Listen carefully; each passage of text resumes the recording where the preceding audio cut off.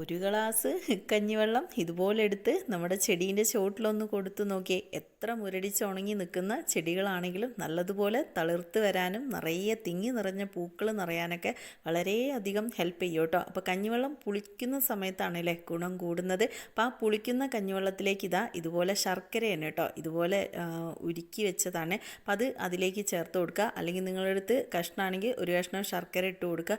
എന്നിട്ട് ഒരു ദിവസം ഒന്ന് റെസ്റ്റ് ചെയ്യാൻ വെക്കുമ്പോൾ നന്നായിട്ട് പുളിച്ച് വരും. പുളിച്ച് വന്ന കഞ്ഞിവെള്ളത്തിലേക്ക് കൂടുതൽ വെള്ളം ചേർത്ത് കൊടുത്തിട്ട് വേണം നമ്മുടെ ചെടികളുടെ ചുവട്ടിൽ കൊടുക്കാൻ. അപ്പോൾ 1 ലിറ്റർ കഞ്ഞിവെള്ളമാണെങ്കിൽ 2 ലിറ്റർ സാധാ പച്ചവെള്ളം ചേർത്ത് കൊടുക്കണം കേട്ടോ.